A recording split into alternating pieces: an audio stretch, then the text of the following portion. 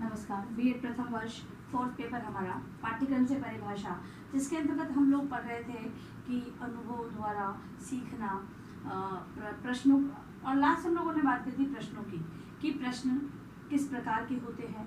प्रश्नों के प्रकार जो कि हमने प्रस्तावना प्रश्न की बात करी, विकासात्मक प्रश्न, बोध प्रश्न और पुनरावृत्ति प्रश्नों की बात की थी। ये सारे प्रश्न एक शिक्षण के अंतर्गत आते हैं। शिक्षण के अंतर्गत प्रस्तावना प्रश्नों के माध्यम से पूर्व ज्ञान को लिया जाता है और जो कहें कि विषय जो होता है उस पर ध्यान केंद्रित करने के लिए बालकों को प्रस्तावना प्रश्न हम लोग करते हैं। फिर है विकासात्मक प्रश्न, पाठ के विकास के लिए किए जाते हैं। बोध प्रश्न कितना समझा गया है उसके लिए, और पुनरावृत्ति प्रश्न पूरी जो शिक्षण प्रक्रिया होती है उस पर आधारित होता है। ठीक है, आज हम लोग प्रश्न पूछने के उद्देश्य, एक शिक्षक जब प्रश्न पूछता है तो उसका क्या उद्देश्य होता है उसकी चर्चा हम लोग कुछ बिंदुओं के माध्यम से करेंगे। पहला उद्देश्य होता है विद्यार्थियों को, पहला उद्देश्य है विद्यार्थियों के पूर्व ज्ञान का पता लगाकर पाठ का विकास करना। पाठ का विकास पहला उद्देश्य किसका है? ये अध्यापक का उद्देश्य पहला होता है प्रश्न पूछने का कि विद्यार्थियों का पूर्व ज्ञान, बच्चों ने जो कितना सीखा है वो कितना सीखा है उसी के आधार पर वो आगे सिखाता है। दूसरा उद्देश्य विद्यार्थियों का ध्यान केंद्रीकरण के लिए, विद्यार्थियों का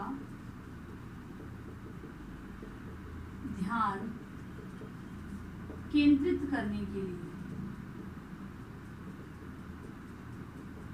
दूसरा उद्देश्य विद्यार्थियों का ध्यान केंद्रित करने के लिए अध्यापक है वो प्रश्न करता है जिससे कि बालकों का ध्यान पाठ पर आता है और विद्यार्थी है वो उस पाठ को और आगे पढ़ने या समझने का प्रयास वो करते हैं। फिर है विद्यार्थियों की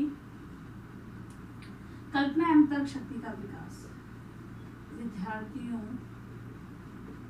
की तर्क एवं कल्पना शक्ति का विकास।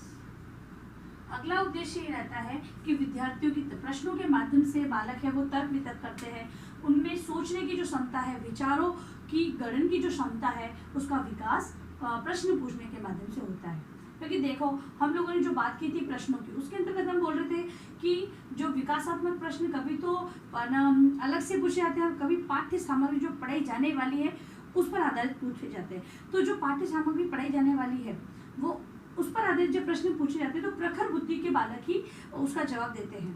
तो सब प्रश्न के आधार पर ही तो प्रखर बुद्धि वाले बालक है वो जवाब दे रहे हैं, तो इसीलिए तर्क और कल्पना शक्ति का विकास होता है। इसके अलावा विद्यार्थियों को उत्तर देने के लिए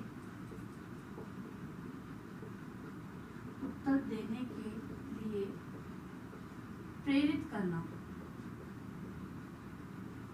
विद्यार्थियों को उत्तर देने के लिए प्रेरित करना, ये क्या उद्देश्य हुआ? तो विद्यार्थी जब उत्तर देंगे तो उनके अंतर्गत पाठ्य सामग्री को, विषय सामग्री जो पाठ्य सामग्री पढ़ाई जा रही है उसके प्रति वो जागरूक होंगे, उन्हें ये समझ में आएगा कि हमें क्या पढ़ाया जा रहा है। जब उनसे प्रश्न किए जाएंगे तभी, क्योंकि देखो जब प्रतिभाशाली बालक जवाब देंगे तो उससे जो सामान्य बालक है वो प्रेरित होंगे और वो भी जवाब देने का प्रयास करेंगे। तो उत्तर देने के लिए वो प्रेरित होते हैं।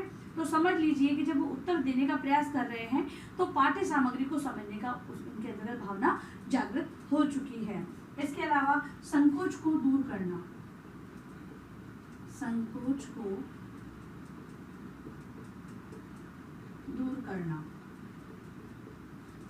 दूर करना, जब बालक जवाब देते हैं, उत्तर देते हैं और अध्यापक है उन्हें अवसर देता है उत्तर देने के कि आप कुछ भी बोलो, किस प्रकार से, आप कितना जानते हो उतना बताओ, तो बालक है वो बताने का प्रयास करते हैं। इससे कि उनके अंदर जो झिझक होती है, संकोच होता है कि मेरा उत्तर गलत होगा तो मुझे डांटेंगे, ये सारी चीजें खत्म हो जाती है। तो संकोच की भावना यहाँ पर खत्म हो जाती है।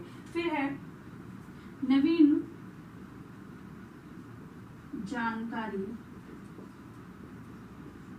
नवीन जानकारी अथवा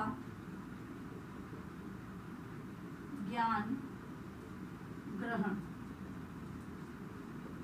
अब इन प्रश्नों के माध्यम से नवीन जानकारी और ज्ञान का ग्रहण विद्यार्थियों के अंतर्गत किया जा सकता है। इसी उद्देश्य से अध्यापक क्या करता है, प्रश्न करता है। बोध प्रश्नों के माध्यम से अध्यापक केवल जो ज्ञान है, बच्चों को विषय सामग्री का बोध करवाने का वो कार्य करता है। तो बालकों के अंतर्गत जो ज्ञान है वो सटीक रूप से या स्थायी रूप से वो ज्ञान हो जाता है।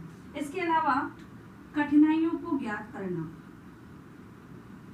कठिनाइयों को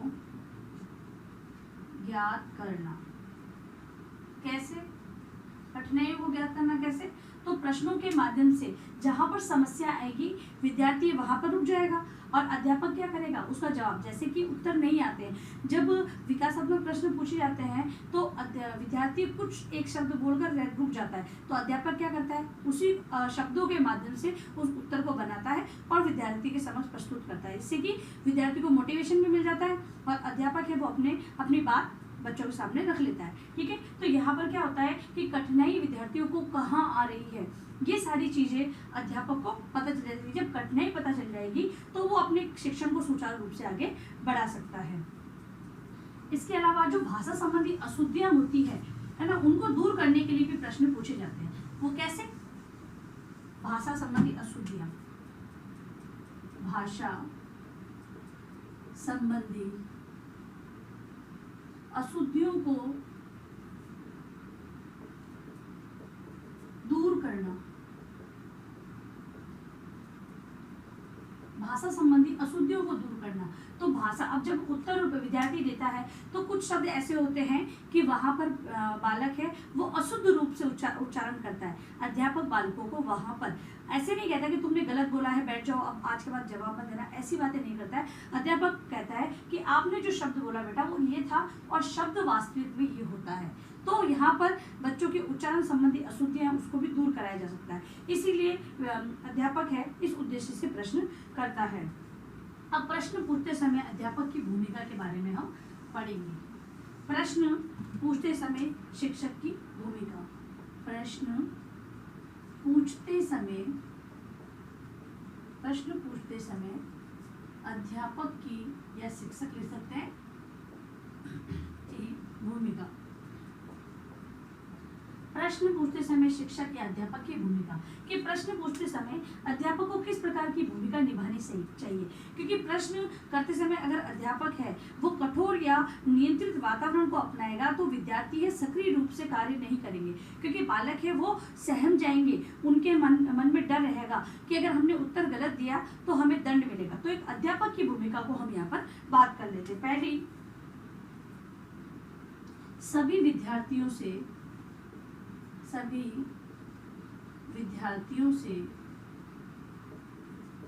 प्रश्न पूछे जाए। पहली बात क्लियर ये होगी कि सभी विद्यार्थियों से प्रश्न पूछे जाए। ऐसा नहीं कि एक दो विद्यार्थियों से प्रश्न पूछ लिए, आपका उत्तर मिल गया आपको और आप आगे बढ़ लिए, नहीं।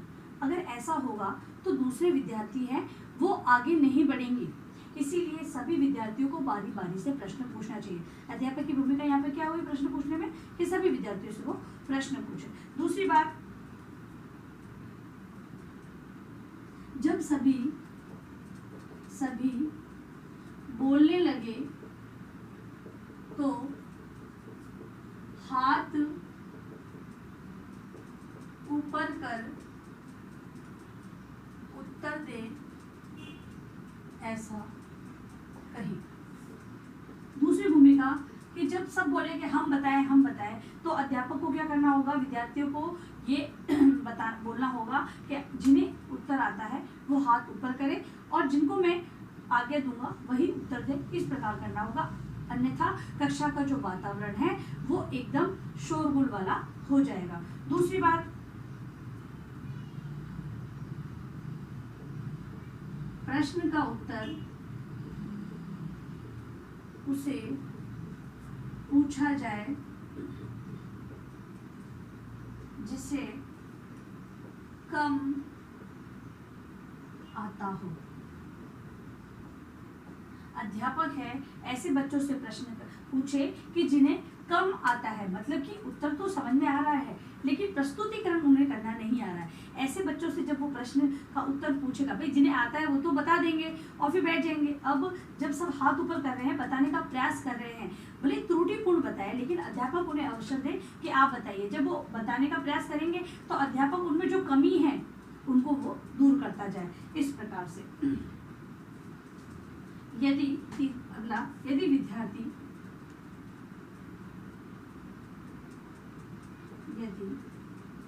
विद्यार्थी सही उत्तर दें तो उन्हें प्रश्न पोषण दिया जाए। जब विद्यार्थी सही उत्तर बताए तो उन्हें उचित प्रश्न पोषण दिया जाए, जिससे कि विद्यार्थी है मोटिवेट हो और अगले भी प्रश्न उत्तर देने के लिए वो तत्पर रहें। इसके अलावा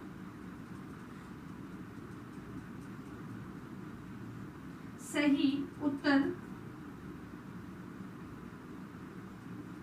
पुनः बुलवाएं।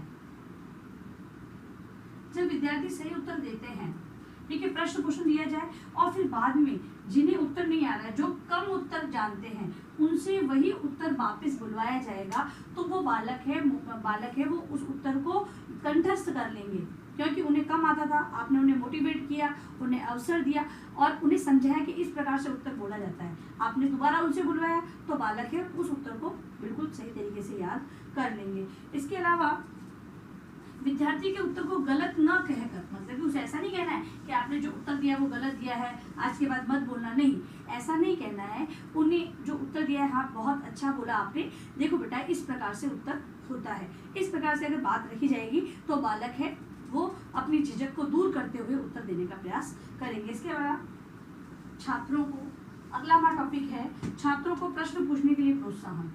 विद्यार्थी को प्रश्न पूछने के लिए प्रोत्साहन। विद्यार्थी को प्रश्न पूछने के लिए प्रोत्साहन तो किस प्रकार दिया जा सकता है प्रोत्साहन विद्यार्थियों को प्रश्न पूछने के लिए?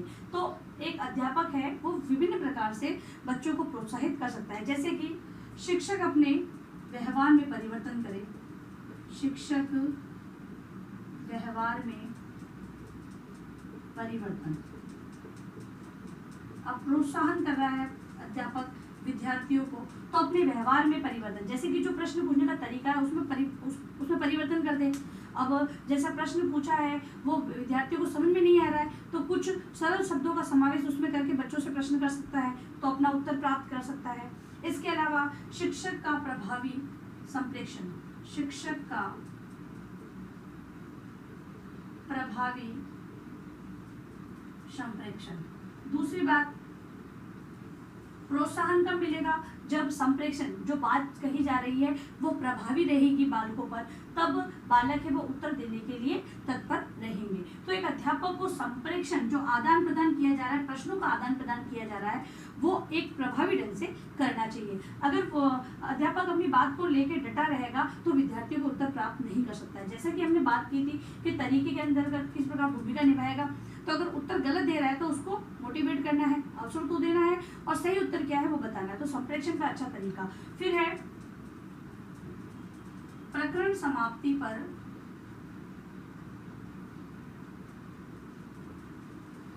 समाप्ति पर प्रश्न पूछने के अवसर, प्रश्न पूछने के अवसर। अब अध्यापक है वो अपने प्रकरण को पढ़ाने के बाद विद्यार्थियों से कहे कि आपको क्या समझ में नहीं आया है इसके बारे में पूछो, तो यहाँ पर विद्यार्थी है प्रकरण से संबंधित प्रश्न करेंगे और अध्यापक है वो उनके डाउट क्लियर करता चला जाएगा। फिर है सकारात्मक रूप से स्वीकार करना। फिर है सकारात्मक दृष्टिकोण, कह सकते हैं हम लोग, सकारात्मक दृष्टिकोण। अब यहाँ पर सकारात्मक दृष्टिकोण अपनाएगा अध्यापक, तभी विद्यार्थियों को प्रोत्साहन मिलेगा। सकारात्मक मतलब कि आज उन्हें नहीं आ रहा तो क्या हो गया, जब अगर अध्यापक है वो रेगुलर उन्हें इन चीज़ों के लिए मोटिवेट करता रहेगा तो आज नहीं तो कल उन्हें समझ में आ ही जाएगा। तो प्रोत्साहित करने का ये तरीका है कि दृष्टिकोण और सकारात्मक रखें कि आप ये नहीं पहले से ये नहीं कह सकते कि विद्यार्थी को कभी समझ में आएगा ही नहीं। रखना क्या है कि आपको आज नहीं आया तो कल समझ में आ जाएगा। फिर है प्रश्न निर्माण की कला। अब एक अध्यापक में प्रश्न निर्माण की कला होनी चाहिए। ऐसा नहीं कि कोई भी जो प्रश्न पूछा है उसको एज इट इज वो पूछता ही रहे और विद्यार्थियों से उत्तर मिले ही नहीं। प्रश्न को बदलते बदलते पूछे तो उत्तर भी प्राप्त हो सकता है। फिर है प्रश्न पोषण प्रदान किया जाए। प्रश्न पोषण प्रदान करना।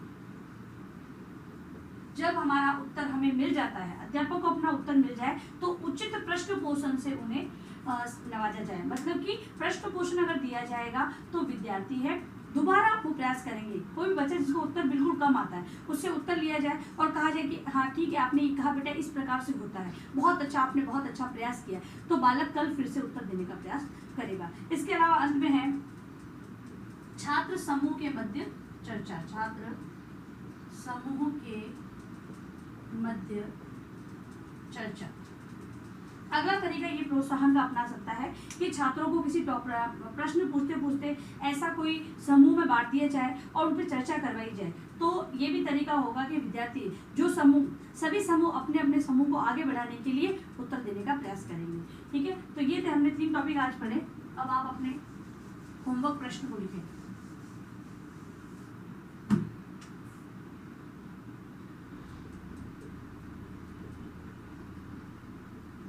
प्रश्न पूछने के उद्देश्यों को समझाए।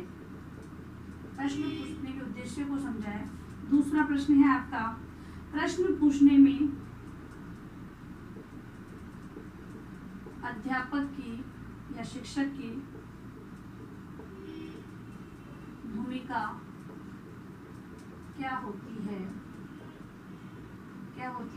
और लास्ट प्रश्न है विद्यार्थी को